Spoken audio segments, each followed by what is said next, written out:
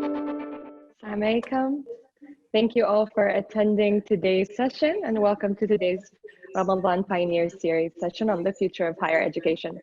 The Pioneer Series is an initiative under the Dubai Future Academy, the capacity building arm of the Dubai Future Foundation. Over the past few years, the Pioneer Series has hosted experts in the field to share their knowledge and experience within the community. That has been done physically, but today, given the current situation that we're in, we're doing it virtually. We're more than excited to have this session today on education. Today's session is also in collaboration with Dubai Future Research, which is the research arm of DFF. And our topic is one that came out of a series of reports published by Dubai Future Research on life after COVID-19. Obviously, given that we're doing this virtually, we are all still in the midst of the pandemic, and it has disrupted all aspects of our life. To discuss what this means for education, I have an esteemed group of panelists today from the educational sector. Allow me to introduce Her Excellency Noora Kaabi, Minister of Culture and Knowledge Development and President of Zayed University. His Excellency Dr. Ahmed Belhoul, Minister of State for Higher Education and Advanced Skills. His Excellency Dr. Abdullatif, AlShamsi, President and CEO of the Higher Colleges of Technology, and Meera, Alfalasi, a student at Zayed University. And to introduce myself, my name is Mariam, and I am a member of the Dubai Future Foundation. Thank you all for joining me today virtually. It's a pleasure to have you. Thank you, Mariam. Thank you. To begin, I think we'll start at the beginning. So we obviously shifted to distance learning, I think at the beginning of March. We were one of the first countries to do that, actually. And in terms of the steps that were taken to ensure all schools, teachers, and students were ready for distance learning, maybe I ask you, Maalik, what were the steps that you took and what kind of platforms were then used afterwards? Thank you, Mariam. It's wonderful to be here. Mabruk alaikum al-shahr. And I would like to thank a dear friend and a colleague, Khalifa Belhoul, for making sure that we're always here to do our best to communicate, to learn from one another. And in such different times, I believe this is the new reality. And with the new reality, we have to engage with it and try our best to learn from it.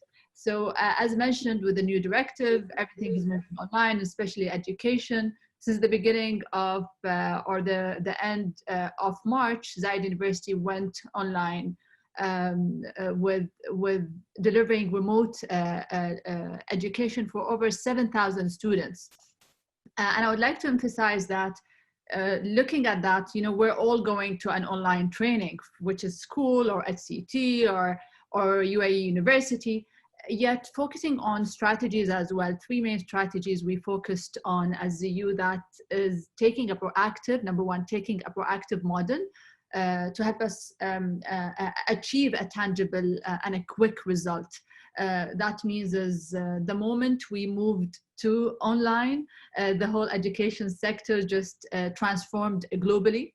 Millions of learners worldwide due to COVID is looking into how, with such uncertain times, we're looking into more than a month or 2 months to get the best out of what we're trying to understand or learn.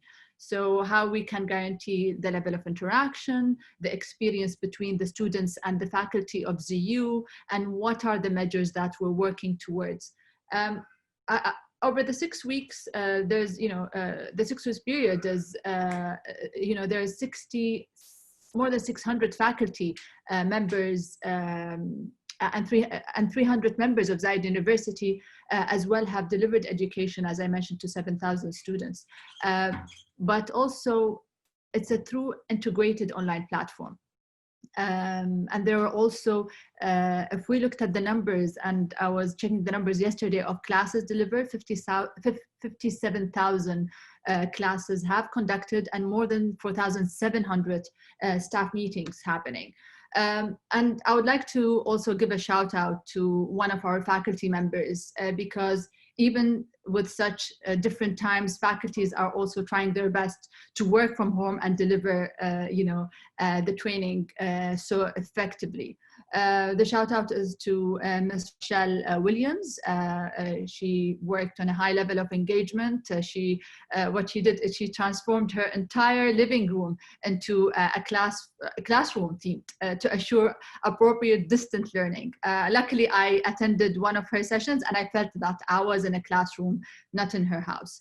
The second point is also enabling the right culture of the ecosystem to perform, so how we put our best in being flexible and being also transparent in communication.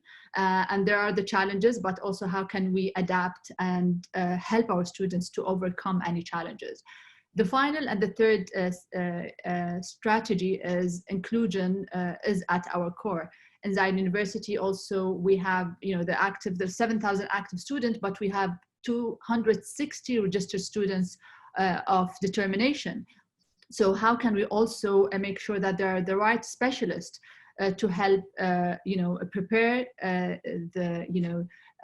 what the students require to take beforehand in terms of preparation, and also getting the specialists to help deliver the right kind of a training to such important members to ZU. The last question is, what are we using? We're using WebEx, Adobe, Blackboard, most of whatever the other universities are using, our schools. Great, thank you so much, Your Excellency. And Dr. Abdullatif, from HCT's perspective, I wanted to ask as well a similar question in terms of ensuring all the teachers and the students were equipped and ready for distance learning. Was there also something that you needed to do for those students who were maybe more focused on technical subjects, such as lab subjects, that might need to not be in the classroom, but actually not be virtual, but in the classroom? I would like to start first. Thank you, Mariam, for the introduction, and thanks to Future Foundation for Dubai Future Foundation for this opportunity, the esteemed guest, to talk about education and online learning. For HCT, in fact, the investment that the UAE government has been making in education, not only in HCT, but all the other governmental institutions, has been heavy, and it's been more than the 10 years. We always take advantage of the newest technology to be part of our educational system. How can we integrate it? How do we make it more efficient and more effective? For HCT, for the past 2 years, in fact, we've been investing heavy on preparing our faculty to be more equipped with the use of the technology rather than just so we're not looking at it from just an IT infrastructure. It's more important is to have the faculty to use the right pedagogies, the right engagement with the students, and that's why we have adopted from Blackboard the e-certification for the last 2 years for every faculty to become certified how to be up to date with the use of the technology. Not only that, but also for HCT, we have been introducing the blended learning, where some of the courses, in fact, were delivered online in parallel with the face-to-face or on-campus instructions.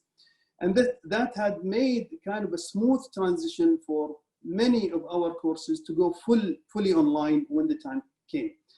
But in fact, to make it even smoother, we piloted before we go full-time or online, back in March 4th and 5th.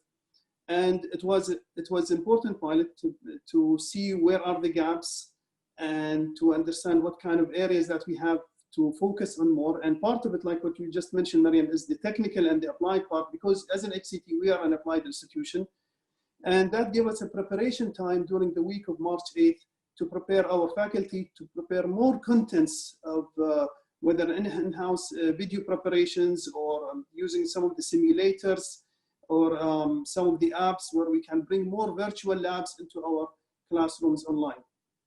So when we went fully online from March 22nd until April 22nd, in fact, we have already conducted more than 1.1 million hours of teaching and learning. That's a very high number, knowing that, again, HCT is the largest governmental higher education in the country. We have more than 23,000 students with more than 16 campuses.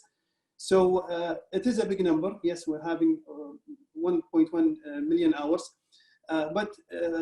What we have realized is the theoretical part of instructions was somewhat easier to deliver online. Our faculty, our students are more receptive to this kind of learning mode. They're more engaging. And again, the challenge was, how do we incorporate more of those technical subjects where it's related to the labs and workshops, simulations, capstone courses. And this is one of the areas that we've been putting a lot of emphasis on. In fact, we are going beyond, and we are exploring now more of VR tools, virtual reality tools, to be part of our instructions, to engage our students continuously into this learning mode. What we use mainly Blackboard. That's our major, the basic platform that we focus on. In addition, when in parallel with Zoom, and simply with Zoom because it has some features in it, but about 90% of our classes being conducted through Blackboard Ultra platform. Great, thank you so much. And now to maybe ask a little more of a difficult question. Dr. Ahmed, I wonder, in terms of curriculum, were there any changes to the curriculum that had to be made quite quickly ahead of distance learning, or was there just a direct shift into the same curriculum? See, I think that's an important question, because when we moved to online learning, it wasn't pre-planned, we were forced to move, right? So as the ministry, what we did in order to minimize the impact on the universities, we brought the spring break forward. So we allowed the students to go back home for 2 weeks, but during those 2 weeks, we allowed the faculty and the technical team, the support team at each university, to allow them to put that content online. Now, what we effectively did was to digitize the existing content. However, when you plan for real online learning, the whole design needs to take place that this curriculum would be delivered online. So effectively what has happened right now was a reaction, I would say, but I think we've learned a lot from it. So as I said before, we had 2 weeks of training, and then 2 weeks where we tested out the system. After that 2 weeks, or towards the end of those 2 weeks of running the e-learning, we had a online forum where all the heads of universities were with us and discussed openly what were the challenges. Now, the challenges were much more than what we thought. They were not specifically focused only on how can you teach medicine online, how can you teach vocation online, but there was also other aspects of it. So for example, how do you test online? There's software tools out there, but there's also limitations. There's also a question about the load on faculty. As you know, most institutions today are moving into research, and certain hours are left for research. However, because we forced them to move to online, the majority of the faculty time was spent on teaching and to learn and to upskill themselves on such tools. So there was little time left for research. So how do you penalize the faculty or not? Third question was around, so we have the assessment tool, we freed up the teachers, but let's say the students today did not score what their average score would be. So let's say I have a cumulative GPA of 3.7, right? And then I score a C in a subject. But I know it's not because of my academic abilities, purely because I moved into digital or online learning. So that drop in my subject was attributed to me adjusting to a different mode of learning. So how do you account for that? So on that front, we decided to do 2 things. One, all institutions are instructed to grade subjects as they are traditionally. So you'd still get an A, a B, a C, or a D. But then you have the choice of either accepting that score and it counts to your GPA, or you can say, you know what, I will not accept that score, does not reflect my capability. However, I will take the credit for the subject. So it will be a pass, you've done the credit, but it will not affect your GPA. So again, the curriculum change was not huge. And right now we are now forming groups that are subject-based to think, how can we plan ahead to move completely online? One of the challenges we found with some of the majors was you can't go completely online. It's extremely challenging. So we're trying to find ways for us to design courses to be completely online from day one. Okay, thank you. And you actually answered one of my future questions, so I'll have to come up with something new to ask you after. Meera, from the from the perspective of a student, how is the transition to distance learning? And you can be very honest, I think. I think everybody's feeling, you know, both the opportunities and the challenges. So we'd love to hear from you. First of all, assalamu alaikum everyone. My name is Meera Alfalasi and I'm a student at Zayed University, Dubai. It's a pleasure to be part of this panel. As a student, I think the university did a great job because before we actually transitioned online, we had a week of setting up the Adobe Connect, for example.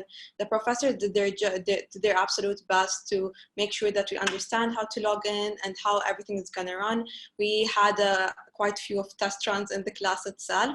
And also the fact that spring break was brought forward, that gave us more time to actually figure out how we're gonna go on ahead with online or distance learning. After that, when we actually started the courses, the transition was quite difficult. It's quite challenging as well, since right now everyone is studying, everyone is doing distance learning. For example, if you're in a house with 5 other people and they're all going to school, they're all doing distance learning, it can be kind of a struggle to find a place that you can actually sit alone and, you know, focus on your lecture and so on. That's one of the biggest challenges. But I think later on, as we started settling down 2 weeks from the actual start of distance learning, the students found out a place where they can actually have their own time, their own quiet time. But I would say that sitting at home and doing your online learning is quite different than actually physically going to the classroom. The classroom environment is more motivating than sitting on my bed and opening my laptop and starting my lecture. But for the fact that it was done on a very short notice, it was done amazingly. Great, thank you. Yeah, I think one of the things we've also found for working from home is trying to find a specific place to sit. So maybe that's something to think about. Shifting around might help as well with productivity. But I think what you touch upon it is very, very important, because there were these challenges that took place. And I guess one of the questions, and this is something that came in as well from a number of the attendees at this session, was around what opportunities actually came out of this. So what were the advantages that we see now with distance learning? So maybe Your Excellency Noora, if you can touch upon that first in terms of what you've seen as opportunities from distance learning. Yeah, sure. Thank you. And thank you, Meera, for sharing with us your experience. I think we're all here trying to find this corner at home. And if you have kids at home, just run away because they scream and they won't care. And, especially when you're in such kind of a public virtual meetings. Going back to your question, Mariam, I believe, and maybe before when we were chatting before this talk, we said we're moving to virtual reality, and it's the new reality. Virtual reality is the new reality. So what are the opportunities? I think there are many opportunities, and we see it stemming even from leadership, with how they're encouraging us to look at new policies, what will change, what will shift, what makes sense. And I feel we should capitalize on such time. It's a time that we can disrupt. It's a time that we can accelerate policies. And I'm sure Khalifa agrees with how we should be very quick and speedy when it comes to change that. And we should look into, it's not because I want to be leading. I want the students and the faculty to be leading and to be getting the information in a way, or understanding the information, or be critical thinkers in a better way, maybe than in a classroom. I'm not sure. Maybe exposing our students to faculty members who are not necessarily physically here in the UAE. So maybe in the future we will look into like the top best 50 teachers who can stay at home wherever they are and deliver the type of knowledge that sometimes we would like to get exposed to. It's like going to a gym and not going to a gym. So if you don't go to a gym, you think you're the fastest runner. The moment you go to a gym or you run in a marathon, you will end up maybe being disappointed. Sometimes that happened to me a few times. So I think it's how can you also look at this as an opportunity, and it's a big moment to transcend beyond the borders. So looking at the pandemic and looking at how everyone and mainly also international educational institutions are going online, and not just going online, also offering their classes online for free. So why don't I also offer my classes for free to other nations or other students outside of the UAE? So this is also looking at how can we play a bigger role when it comes to education. And I think this is maybe something we can work on, and focusing on how can we get an edge. And technically speaking here, my boss in this session is, and while I'm the president of ZU, is Dr. Ahmed Belhoul. He is quite supportive when it comes to what makes sense in terms of what policies we should work on, in terms of also that not everyone would be the best engineer or the best scientist. You know, it's how can we get the best out of our students in many fields and have this diversity of talents, not necessarily get the education acquired from within a classroom, a physical classroom. I think this is the opportunities that I'm thinking of loudly here.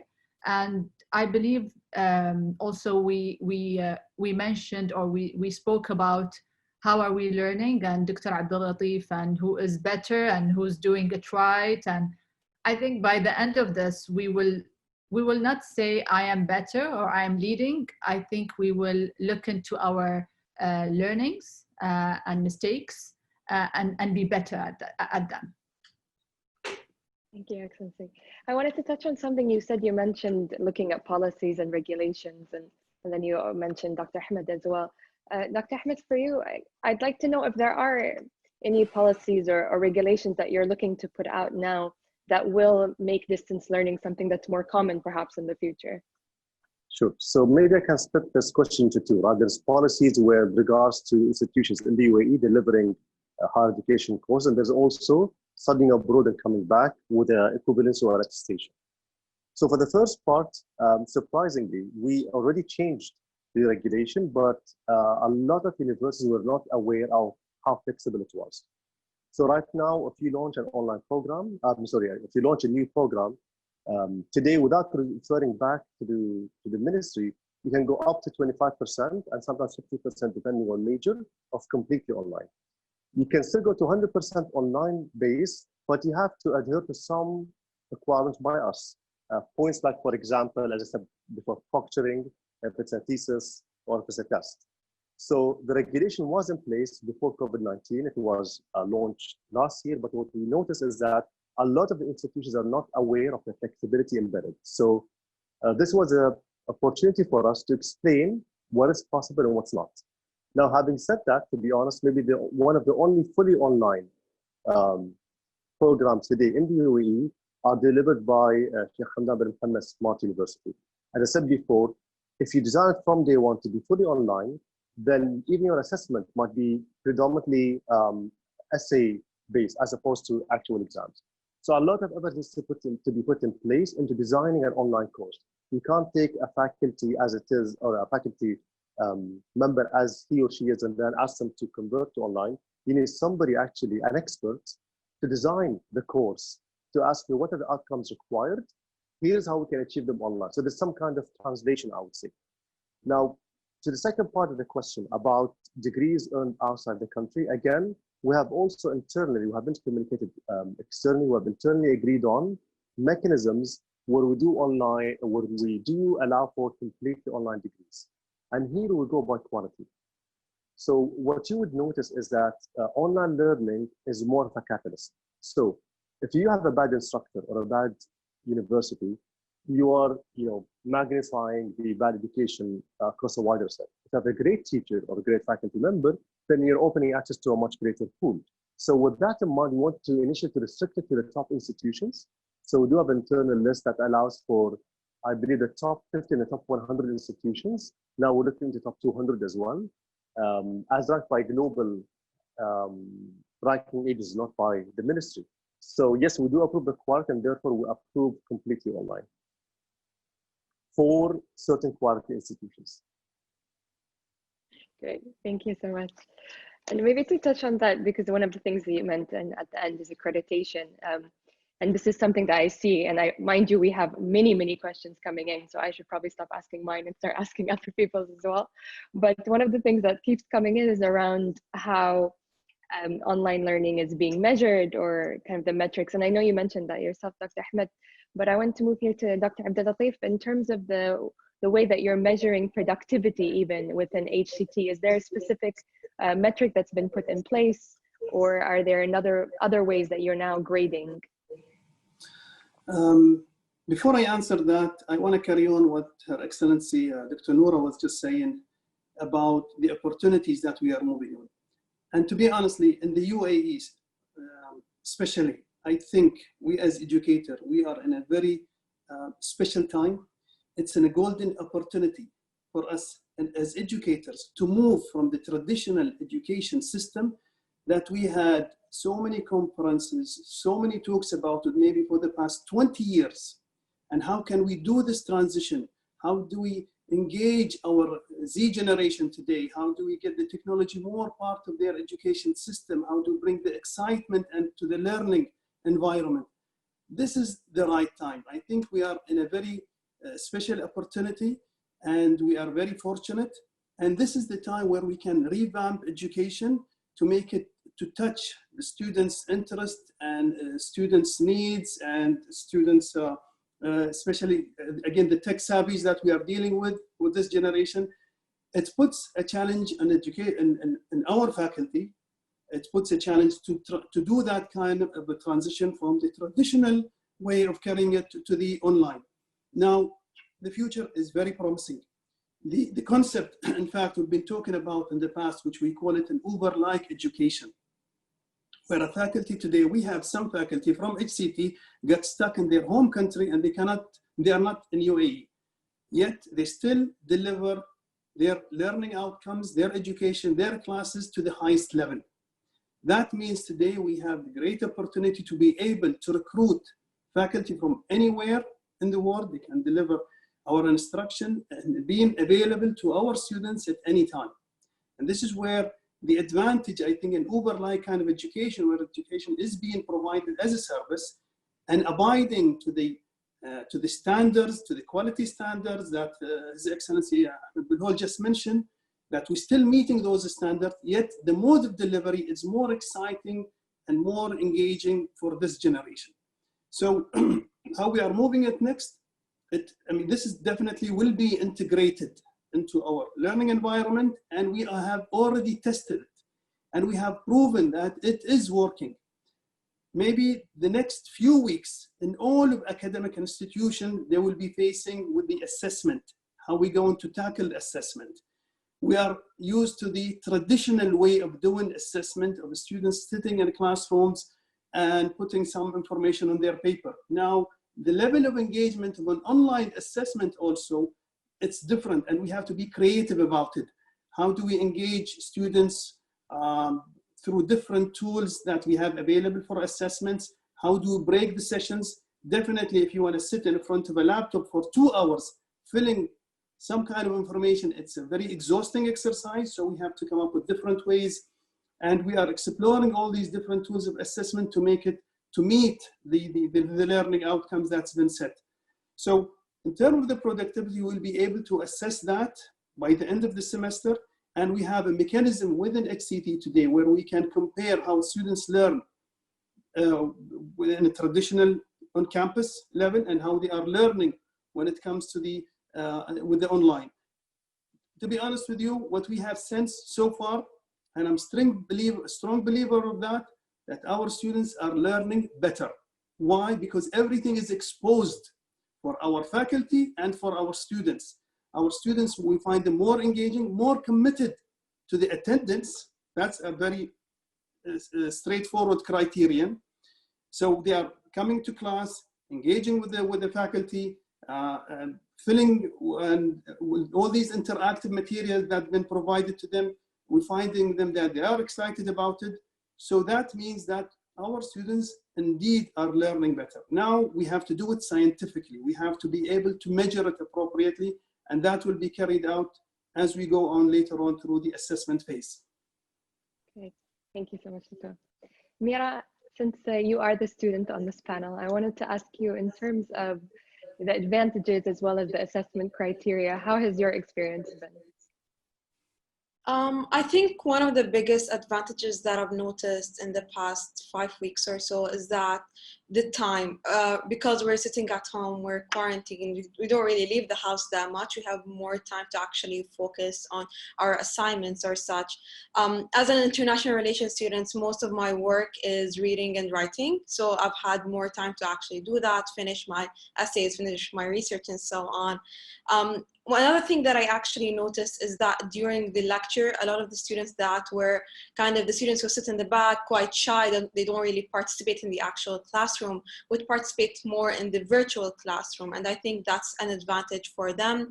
And it's also building upon their personality as well. So once we come back, hopefully they're going to be able to participate more in the actual classroom. I think one of the things that we can take away from this experience is that a lot of us do miss going to university. We go there not to only, get some knowledge and study. It's also a way for us to socialize with other people. And I think everyone is missing that aspect of socialization, not only with their friends, but also with their families and so on. When it comes to the assessments, as I mentioned, I'm an international relations student, so most of my assessments are essay-based. And sitting in my own comfort zone writing an essay is quite productive for me. But I noticed that for art students and science students, it's quite difficult, especially people who have labs, people who have studios. Their work is based upon their actual work, their physical work, and sometimes it's quite hard to assess that. For example, if you're a student who does printmaking, you need an actual studio to do all of that work. So it was quite difficult for those specific students to be assessed based on their experience, based on their work. I think that's a really good point. And actually, in a few other panels that some of my colleagues have been on, I've heard a similar notion that those who might have been more shy have felt more comfortable actually on a virtual platform. So in a way, that's a very good advantage. And I hope that does continue then later into the classroom. And maybe to follow up on that, so I'm going to ask the question from the audience. Muhammad Ali has asked that how do you as the panel foresee the social aspects of a university experience being provided using e-learning or remote delivery? So as Meera kind of touched upon that as well, I wondered if there's something specific that's happening in universities that is being done maybe online that's trying to facilitate a similar experience. Your Excellency Noora, is there, or Dr. Abdullatif, anyone can answer this question. I'm going to be very democratic. Okay, can I start? Go ahead. Okay, I would like to say that today we are beyond just an online delivery of classes.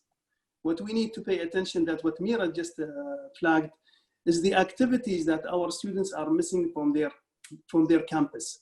And that's why within, in fact, HCT, what we have done, we start a lot of activities. We call it DigiCampus activities, where we engage students on e-clubs, e-volunteers, e-fitness, sport activities. We have competition between students, like FIFA 2020, for example, where the students can engage with their colleagues. Those kind of things that our students truly they miss from their physical campus need to be now activated in an online. Of course, we cannot replace it 100%, but having that kind of engagement where they can still engage with their colleagues and with their friends, and they still can get some of those things that they used to have when they were in campus, they still can get it online. I think that is something important and something is highly encouraged. So this is one of the areas we are pushing heavy today with the DigiCampus concept. In HCT, we run more than 1,000 different activities, by the way, and we have more than 15,000 of students participating in those activities. So we need to keep the engagement of our students, it's around the day. So it's not just to log into a platform, attend the class and log out. And that's part of having this quarantine where our students staying at home around the clock. It's important that we keep them busy as well in other areas of their interest that it's more kind of engaging them and more exciting for them. If I may add, I'm also part of the PALS program, the Peer Assistant Leaders. I'm the mentor coordinator, and it's a tutoring platform for students. And we also went online where we offered our services online for the students. And we actually had a very good semester, an online semester, where we had more than 1,000 sessions with students. And that's on our part as students to give back to students and to also maintain the quality that we had while we were on campus. Another thing that we did to actually maintain that socialization aspect is that we introduced online activities. So for example, in the PALS community, we go on Instagram Live. Some of us do some sessions on their own. So for example, we had a musical session where we had people playing the piano. We also had quite a few other activities from art students who did like scrapbooking and so on. We also did photo shooting as well. So that's for us to maintain our own community. And through Instagram Live, we opened it to the ZU community as a whole, where we had a lot of different engagement from different students. So we got a lot of questions about that, and we got a lot of recommendations about future workshops that we can also conduct online, even while we're on campus itself, since sometimes our own workshops can be at class time or so on. That's a great use of Instagram. I like it. Does anyone else want to add, or should I move to the next question? Because we have quite a lot. Okay. This is a question to Dr. Ahmed. This is from Hamid Sharhan. He says, being a distant part-time doctorate degree student in the UK, I'm required to be present for 30 academic days physically in the UK. Now, if your major doesn't require physical attendance, and with the new changes of distance learning, are there any new mechanisms you're planning to implement to tackle this? I know you already touched upon this partially, but if you could just as well. Yes. I think maybe just to re-emphasize, as I said before, we are not against online learning, and this is not as a reaction to COVID-19, but something that we've been doing proactively over the past couple of years. Now, if you are coming from a top institution, whether it's ranked by university or by degree, we do allow for completely online learning. Now, you also have to bear in mind that the UAE as a country and as a job market is one of the most appealing ones in the region. As you know, there is an annual survey that's been conducted on youth within the Arab region to pick the #1 city globally that they would love to work in. And Dubai has always been consistently ranked as #1. So there's no doubt that there's plenty of people who would love to come to the UAE and would love to have them part of the fabric of the society. Now, because of that a dream of a potential and a future, some individuals, that always happens across the globe, try to come in at any cost. So some of them would go to the lower quality institutions, the degrees and so forth, and conduct an online degree, or even have somebody else take the test instead of them. So try to bypass the system at any cost to get a degree to come to the UAE. And we've seen many cases of these cases over long term. Now, typically in other societies, what would happen is that it's not the role of the ministry to assess the authenticity of a degree. It's the responsibility of the HR person within that company. Now, unfortunately, within the UAE, because the HR function is not as mature as other countries, the point is always back to the ministry. Can you please attest this degree? So with that in mind, we had to put some measures that would ensure that at least the testing part is being done in person. And that's hence we require 30 days approximately to be in person, while at the same time allowing for remote learning. And it used to be, by the way, 90 days. And we took it down to 30 days.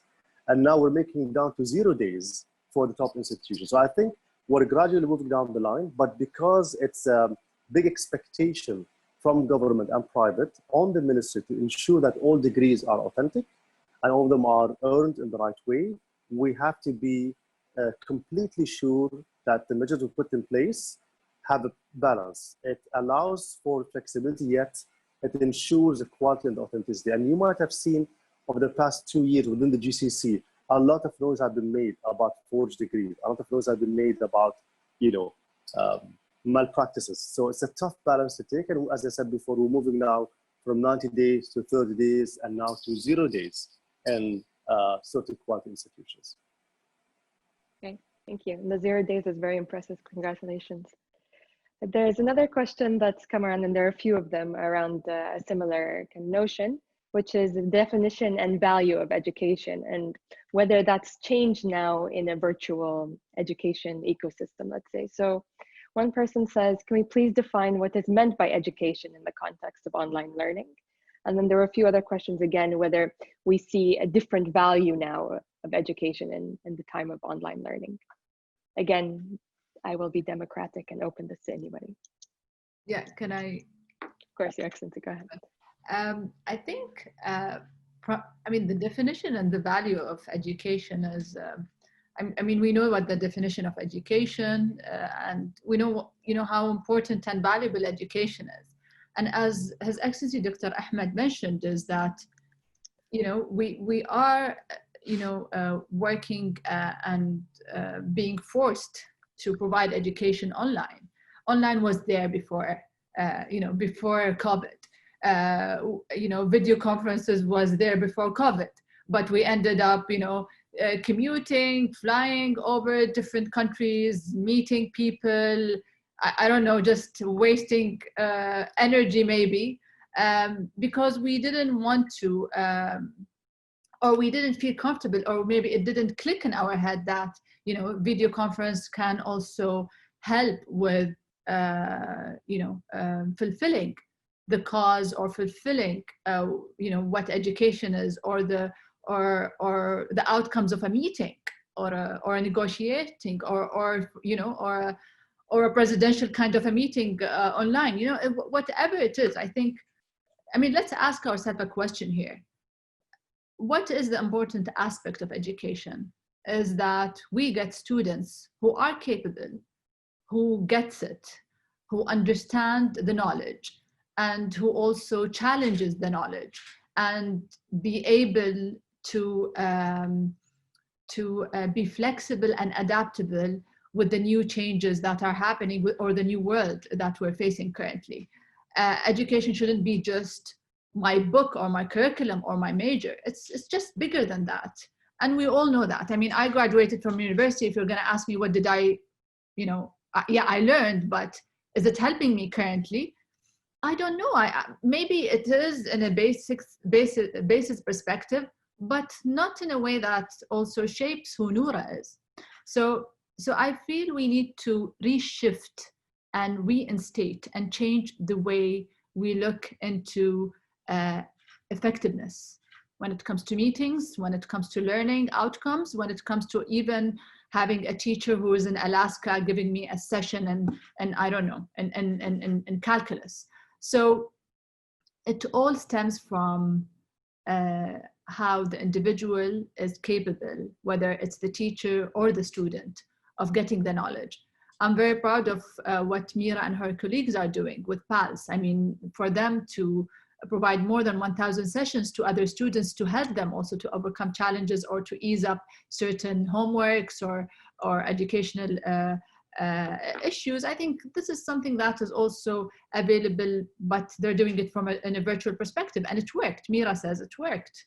So it means that, it's now changing the way just we look at, we keep the definitions as they are, but we reinstate the way we are getting the education or transmitting education itself. Okay. Thank you.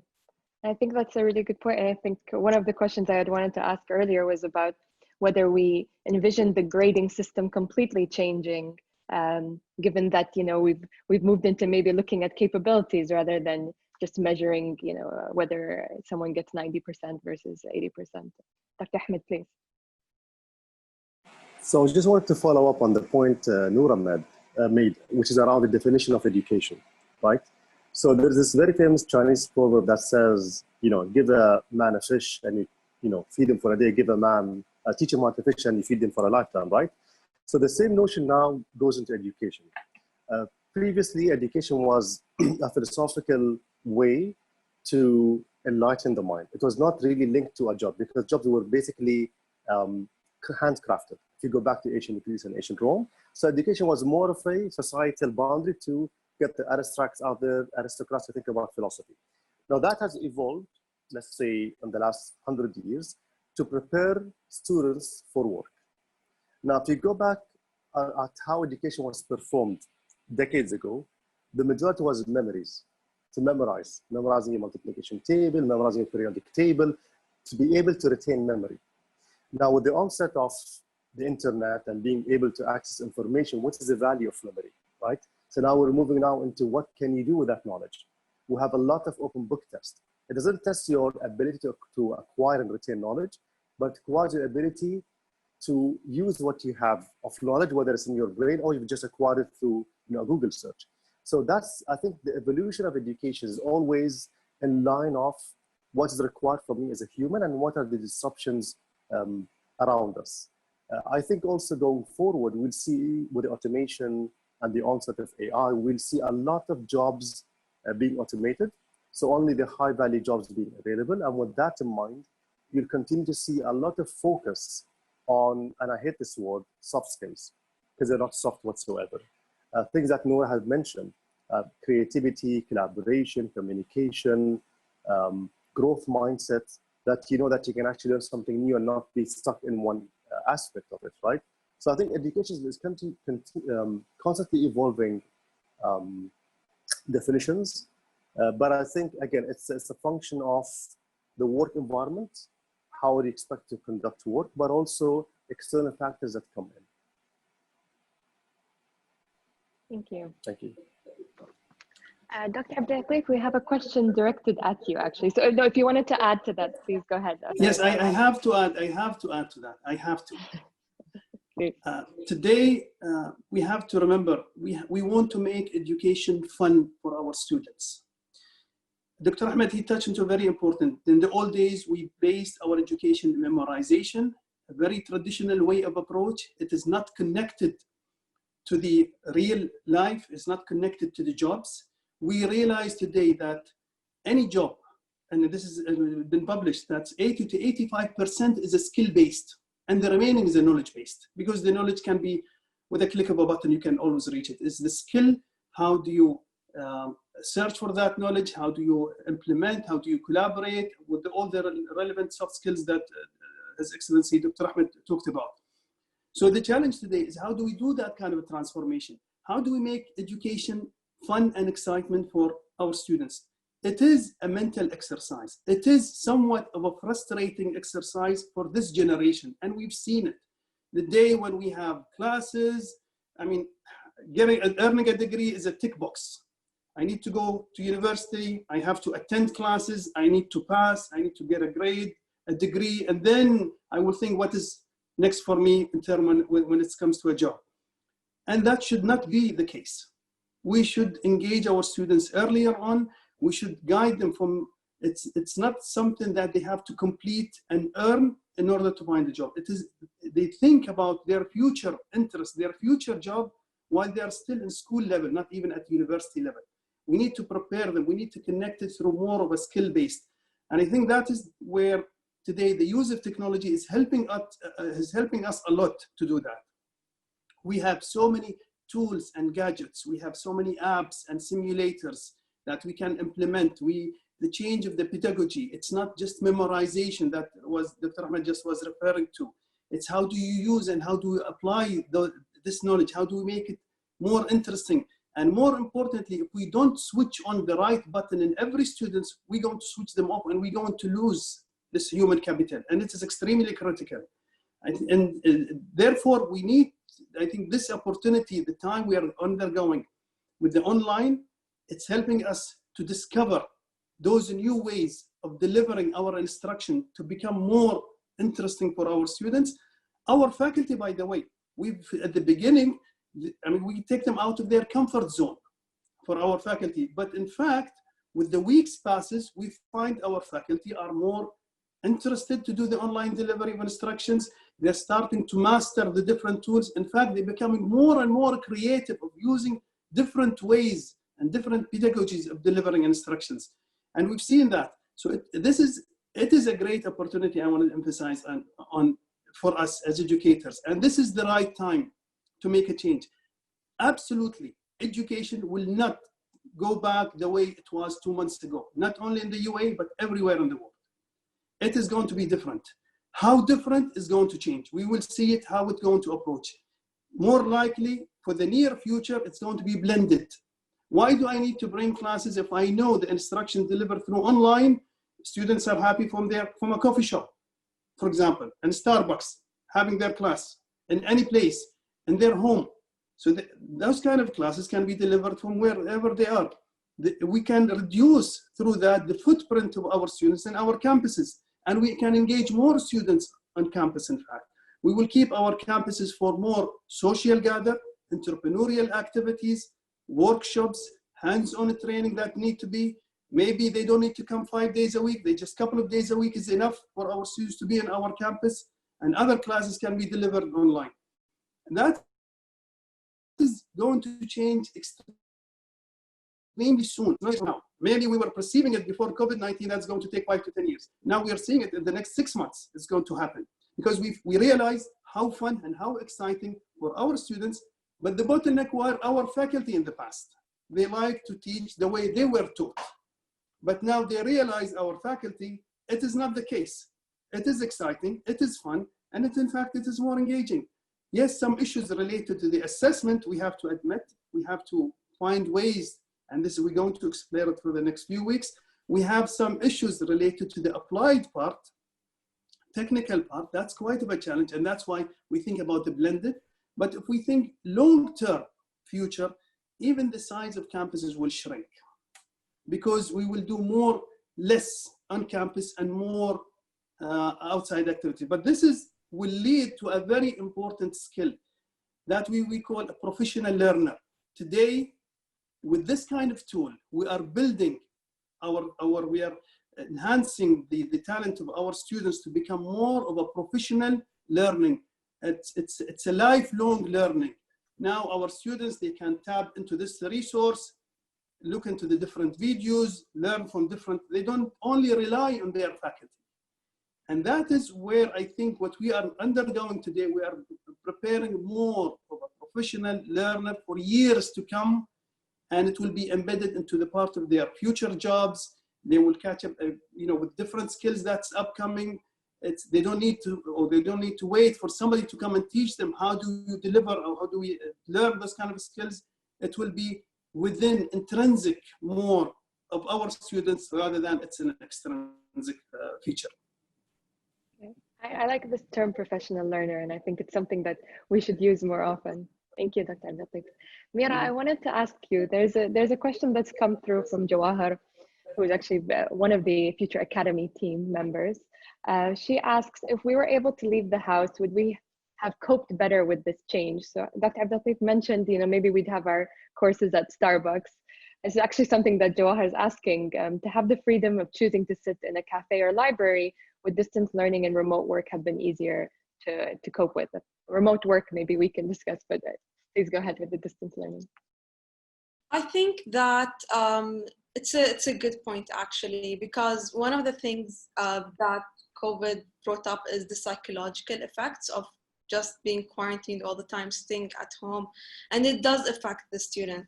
You kind of feel demotivated to work, even though you have all of this time, you feel demotivated to work. So I think that online learning is not a new thing. We do have online classes at ZU, so it's not a new thing. It's just the fact that we're doing it. It's the same exact routine, waking up, going downstairs, sitting in an office, and then going back upstairs again. And then that's it for the last like 2 months or so. I think if we were able to actually go out, maybe as Dr. Abdullatif mentioned, like sitting in a coffee shop, or for example, conducting an online class with your classmates, but in someone's majlis or something like that. It's just that change of scenery that make you more motivated. Before actually the quarantine, I used to, in the weekends, I used to go to a coffee shop, and that's where I would do most of my readings. For me personally, I feel much more focused when I'm in an area where there is people that I don't know. It just makes me more motivated to actually read, write my notes and so on. So that would be more helpful. As I mentioned, it's not a new concept. It's just the fact that we're quarantined, we're sitting at home. Psychological effect of that does affect the students. Thank you, Meera. Please go ahead, Dr. Ahmed. Yeah, just for me, I agree with you on the point of being in a public place and being able to reach. So just for you to know, you can Google it. There's now an onset of something called silence Zoom. So people would log in on Zoom, randomly, don't know each other, and then just sit around and walk around or even read. So you can just see videos of people just sitting doing nothing. So it replicates the social atmosphere where you are used to going to a coffee shop or a library. It's the best I can do for now until things improve. Sounds creepy though. It is kind of. I was going to say the same. Please go ahead. Just one more thing, Mariam, just to follow on this, because what you referred to right now is an aspect of the social part of learning, right? So in one of the World Economic Forum sessions I was in, we were talking, the point I was trying to make there was, we're getting much, much better right now at delivering courses, the content itself. The question is, can we teach these other skills online? It requires human interaction. It requires, and again, there were a lot of startups over there, so they're trying to make things more rosy and paint it a better picture. Their argument was, yes, we're now looking into teaching such skills remotely, teaching empathy online, teaching things like resilience online. I'm a bit skeptical, but I think if we're able to do that, then it'll be, that's what I think we would truly be able to teach online completely. Not only the subject matter, but also the skills of life that come along with it. I think also maybe the use of, and then Dr. Abdullatif mentioned this as well, virtual reality or augmented reality, where if you are alone, but you are in a way dealing with other people through these means, that could be a way that that you learn, let's say, empathy or resilience. But again, I'm also slightly skeptical. But Dr. Abdullatif mentioned this as well in terms of maybe in 6 months, you know, if we go back to normal, we'll also have integrated classes. Some will be online, some will be physical. A number of people are asking what your predictions are, let's say, or your foresight is for the next few months and even in the year to come. Your Excellency Noora, can I start with you? I was hoping Dr. Ahmed would. We can turn to him if you'd like. Well, no, I think so. So basically, I mean, from a prediction perspective, it's, let's say this goes away, wonderful, we celebrate summertime, then we're back to school. If we don't, then I think we continue with what we have. It's workable, it's doable. There are some challenges. I was just scrolling down the comments. There's this digital divide when it comes to connectivity, and I think I've read recently in an article that disruption in connectivity, and when the screen freezes and when you don't see how there's an eye contact, this psychologically can be a little bit of a challenge to any individual, even students. What we have also in Zayed University, we do have a counseling session remotely happening. They're supporting students through video conferences or by the phone, also to support, you know, such psychological challenges. You know, I'm predicting for the best. What I personally can predict right now is definitely out of this, we all will learn a big lesson, and such big lesson. We have to implement it. We have to work on solutions. We have to be better. We have to shift or reshift in our priorities. I think we're now looking into you know, many objectives or KPIs or the way we deliver our classes online, or maybe the way we integrate class. You know, it's you know, we always sometimes find difficulties to integrate boys and girls in one class. You know, so I would integrate them in a virtual class. I would start with that instead of just building new physical classes and spending money on physical space. I would rather look into the wonders of a virtual room. I mean, we reached more than 400 you know, participants in this session. So, you know, so why won't a class reach more than, you know, the number that we always used to put in a classroom and limit it in a classroom. So these are just one of the thoughts of during this or after this pandemic. How can we be seamless? How can we be more lean? How can we be more flexible and focus on the priority, which is students and faculty members? So I'll gladly respond and get to the question if you allow me, Mariam. Yes. Okay. So I think in our case, I would not like to predict, because I think our job is to be prepared and not predict, right? Today, I leave the prediction to the experts, and COVID situations unfolding day by day. There are several predictions that constantly evolve as and when we learn more about this pandemic. So, but I think the nice thing about the pandemic is that when it started gradually in East Asia and China and Singapore and then in Europe. So we were able to observe and then to decide within the UAE, what's our approach. So if you look, for example, at Singapore and China, they decided to go online, mostly because they have strong infrastructure and their citizens are used to studying online heavily. It was a natural move our decision to go to online learning. However, if you go to the UK, Ireland, and many European countries, the decision was made to hold education altogether. And I'm talking about schools predominantly, and then reevaluate. Now, given that, let's say, prediction that we're able to do, because it's slowly evolved, we're able to assess what's the best for the UAE. So that's why we decided to go completely online, at least for the current semester. Now, as we go forward, we are right now drawing several possible scenarios and seeing what can we do. So as of now, we're still preparing and asking universities to have their courses be delivered completely online. Expect the worst. And I think, as I said before, it was unfair on institutions like ACT and Zayed and others to switch to online learning in the middle of the semester, right?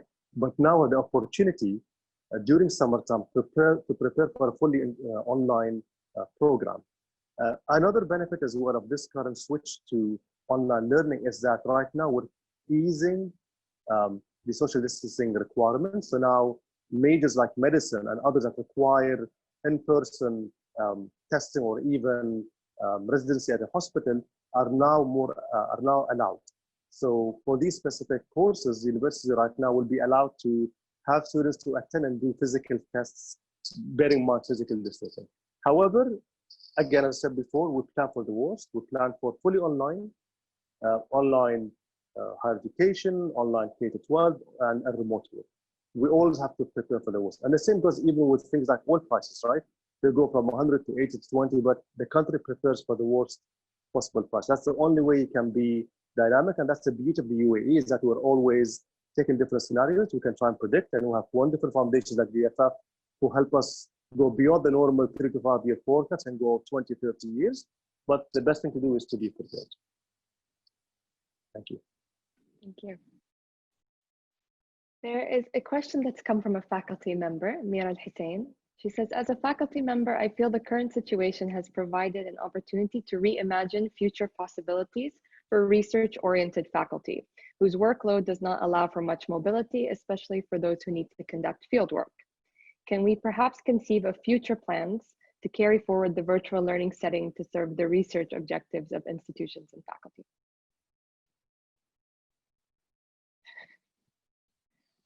I don't want to hijack the panel. Does anybody want to respond? Yeah, I'm happy to explore that. Definitely, I'm happy to explore this. Okay. So I mean, look, for us, it's happening as we speak, right? So there is remote research conducted today. There is MDO. We have a network called Ankabut, which connects different universities, and then research being conducted remotely between them. And also globally, you have GIAT and Internet 2 in the US, where there's a dedicated research network that allows for faculty to tap into high-end equipment in other countries and other universities and even users. So from an infrastructure perspective, it is there. So it allows for remote research. And I don't think there's an issue. My concern is the load on teachers and faculty today to have time to conduct research. As I said before, when we switched to online learning, time was completely consumed in that transition. As we plan for the next semester, God forbid if we still have to go online, then we'll have to plan in a way where faculty can still teach, but have sufficient time to conduct research and not be completely consumed with research. We all have, I think, kids or siblings who study in K-12. We can understand now the value of teachers because we spend time teaching them. Teaching is extremely, extremely difficult when you move to online.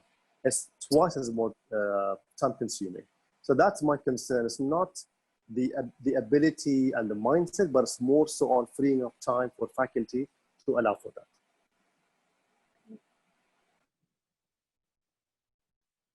Okay. There was another question also around the quality of teaching. So obviously in a classroom, if you are kind of the managing body, let's say, of that university, you're probably able to see how your faculty is performing. If it's online, is there a specific way that you can assess the quality of the education being delivered? If again, it's not through how well the students do. It will be great to hear from Meera, maybe, since she's... Okay, go ahead, Meera, and then Dr. Abdullatif will come to you. So in my own personal experience, currently with the courses that I'm taking, I'm seeing that one of them I'm not performing as well as I was when I was in class. And I think that goes back to the fact that the way that the material was explained is the same exact way that it's explained right now in the classroom, in the online classroom. And I think sometimes some things face-to-face are different than online. So for example, the use of presentations and activities are better while we have an online classroom. And it's better to have a lecture, a plain lecture when it comes to face-to-face on-campus classroom. So I wouldn't say the quality is going down, it's just the fact that it's not, the same thing cannot be transferred online. But when I see the other courses that I'm so performing well, and it goes back to the professors as one, where they are always prepared with their own presentation, they're always prepared with extra stuff that we would usually do in a classroom. One of my courses is a research course, it's my senior research course, and I was supposed to do a lot of observations, but due to the pandemic, I can't really do that. But my professor made sure that we have other resources that we can use. Rather than doing observation, doing face-to-face Zoom meetings where we can actually conduct interviews and so on. So that was on the part of the professor. When it comes to the part of the students itself, sometimes you can't really measure the quality of learning through examination. And that's one of the things that I see. Even though I understand the material and I'm doing well, but sometimes in the exam I can't perform as well. And I couldn't really know why, but then I realized it's because the same exact way of teaching that was on campus is delivered the same way online in the online the distance learning itself, which made it quite difficult for me as a student to kind of grasp the information, even though I do my reading and I do study on my own. Oh, that makes sense. Thank you. Okay, I would like to add to that. It's definitely the way we teach in a classroom is different from the way we teach online. And this is where if we engage today our faculty, we find our faculty are being more fatigued in preparing lectures through online, even though they've been teaching the same subject for the past few years maybe, or they have a long experience teaching that subject or that course. So it's to prepare the material on an online basis. It requires different approach and different pedagogical using those tools. And in fact, what we found, the faculty who've been doing an excellent job face-to-face, maybe they're doing a poor job online, and vice versa. So today we find those kind of faculties who are maybe in the low performing side of teaching in a typical classroom setting. And then online, we're finding they're becoming more creative. They are more of a stars. Even students from other sections, they want to join that section because they know that faculty is more of a engaging, it's more interactive, using those different tools of the technology of delivering online.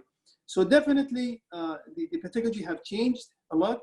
It made a bigger burden. And maybe that's because of the first time doing a full-time online delivery, and that is expected. And that's what we keep telling our faculty, because of the change of the pedagogy for the first time, preparing the notes for the lecture of online, it will take longer time. But hoping that for the next, for example, during the summer or the semester after, it will reduce that kind of a burden. But I think we've seen the impact is bigger. Honestly, again, like I said earlier, our faculty are more exposed through the online because we can, all of our lectures are recorded. All of our lectures where students can go back to it. If they have any issue or something they had a strong or difficult to understand, they can go back to the lecture. So that's an advantage. And that's what requires from a faculty to be attending all the time when delivering online. It's not like in a typical class setting, can take a break or engage with students in a side subject, for example. And this is, I think, this enriches more the quality of the delivery of an instruction from the online perspective more than face-to-face. Okay. Thank you so much. We have a question, and then we are close to concluding, from Isabel Belhoul, CEO and trustee of the Emirates Literature Foundation, founder of Emirates Airline Festival of Literature. And the question is, what role can online learning have on emotional intelligence?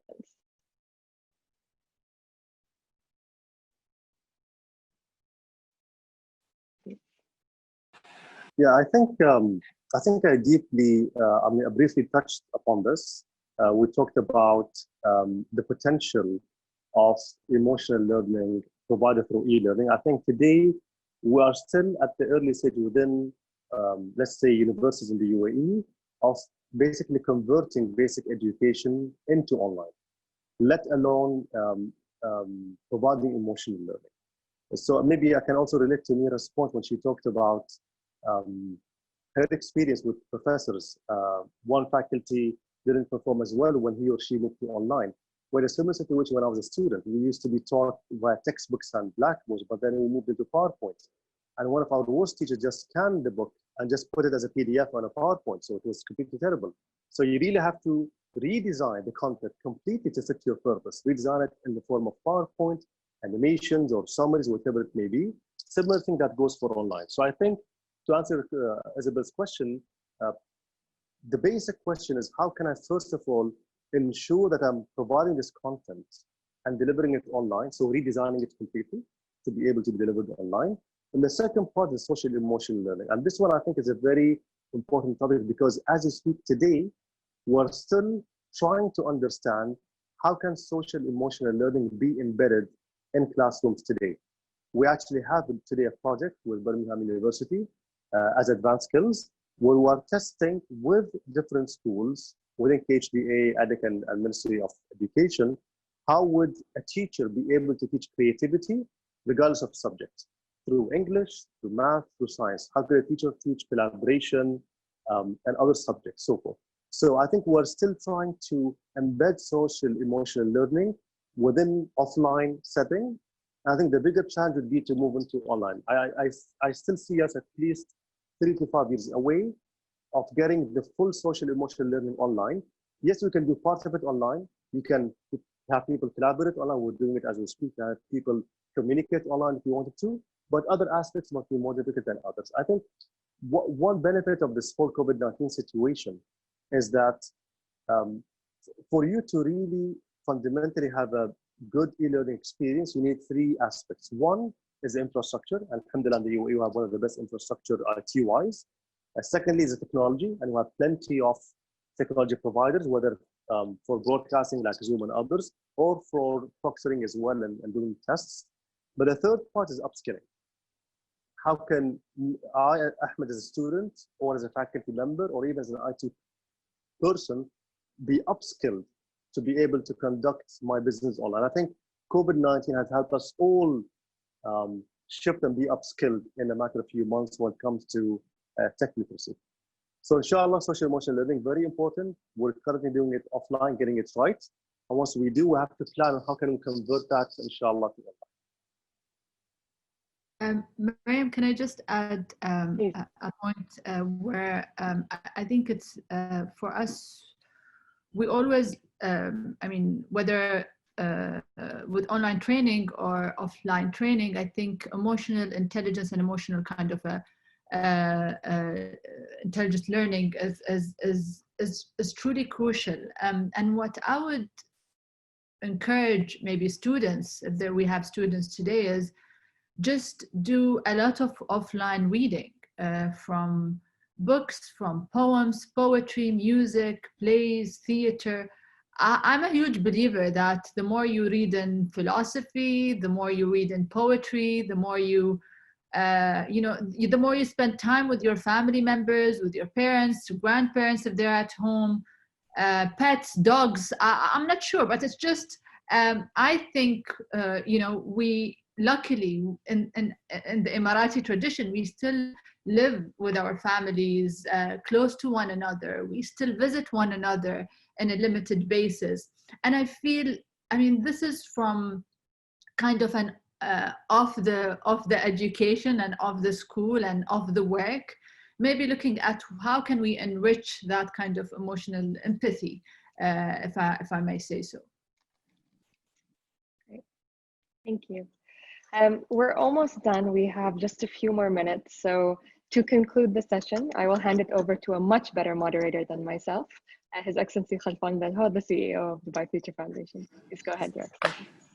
Thank you so much. Actually, Mariam, you did a wonderful job. So thank you so much for that. Your Excellencies, صراحة, I don't know where to start. This was honestly an amazing session. Speaking right out of my heart, this was very informative. As young as you all are, صراحة, you are role models to us all. نتعلم منكم الكثير every single day and every discussion point that we have. So thank you so much. Meera, I learned from you a lot as well today. And I totally agree with many points you mentioned with regards to learning from home and the challenges that you can have in learning from home, as long as, and I think Noora also mentioned this, as long as you find that quiet space and no family distractions, it can be more hectic and you can actually work more. And I have this small space where it's also a small gym for me. So, and this is where I do all my work and I try to focus. Hopefully I don't get any distractions, but I think it's an important point. An excellent point you also mentioned, and I think all the excellencies agreed with that, is and this was my million-dollar question, if you will, with every session that we have, which is innovation and creativity while there's distant learning and distant working. What has been realized is that those, and I've said this, and I might sound like a broken record to many attendees that have heard me in previous sessions maybe, but I love to hear opinions on it, is the fact that when you do distant learning and work from home, it can be efficient in many ways, but you lose that sense of casual interactions and rubbing shoulders that are unplanned, which end up being a source of innovation and creativity. And I think this is usually a measurement that defines creativity. Creativity doesn't always happen in planned meetings. It happens in those coffee shops, in those discussions, which you mentioned, in those Starbucks. And so when you're working from home, that kind of minimizes, other than the new innovative solutions that His Excellency mentioned in the quiet Zoom session or the Starbucks gatherings, which I believe you have answered with your in the discussion today. But maybe just any final addition on how can we maintain creativity and innovation while being physically distant. And by the way, I'm not a big fan of the word social distancing. I love physical distancing because I believe we should always be social and connect virtually, socially, but definitely we're physically apart. والله يجمعنا إن شاء الله معاكم على خير. So I'd love just your input on how innovation and casual discussions can be maintained at par with physical gatherings. Anyone? تفضل خالد. I think, Khalfan, what we need to be mindful of is that we need to de-link remote work or remote learning from quarantine. as Meera has mentioned, today we're in an unusual situation where we are forced to do remote work and remote learn, but we're confined within the walls of our house. So المشكلة is to association that we don't really like remote work. We don't like remote learning because it's so anti-social and boxing. However, I think when things evolve and go back to normal, it will be blended. So to answer your question, yes, you will continue to have remote work, and I'm planning for one to have a fixed day to remote work for everybody to continue that momentum regardless of COVID-19. Pick a day and work remotely, but again, you still have that in-person interaction. I don't think if you are limited within the rooms of your house, you don't interact outside, your creativity becomes limited. Your creativity grows upon experiences and interactions. Just, the famous Einstein discovered the theory of relativity with an apple that fell on his head. If it was in his room, he wouldn't have thought about that. So interacting with your environment really stirs up your creativity. Let's de-link quarantine from remote, and I think, inshallah, it will work very well. Inshallah, inshallah. Well, if there are no any additional comments, I can't thank you enough, صراحة. This, I think, was, by the way, a record-breaking session, I think, attendees-wise. فجزاكم الله خير وشكرا على دعمكم. And to reassure you that we are at your service at any time. I thank you all for all your support across all the efforts, whether through the Board of Trustees or the future councils or the continued support from Her Excellency Noora Kaabi. And Meera, thank you so much. I've learned a lot from you as well today, وإن Lastly, Allah يجمعنا فيكم على خير ويبعد عنكم الشر إن شاء الله في هذه الأوضاع. مشكورين ما قصرتوا. شكرا خلفان. Thank you very much. مشكورين ما قصرتوا. Thank you. Thank you to everyone. And before we lose everyone, sorry, I have just been asked to say that we do have another panel later on education and innovation. So we'll merge Khalfan's point and Your Excellency's point. And thank you, Meera. I thought we requested for another session. Yeah, actually, we would like all of you on that session too. Thank you. No, thank you so much. Really, Thanks for the opportunity. Thank you so much. Thank you very much. Thank you. Have a good day.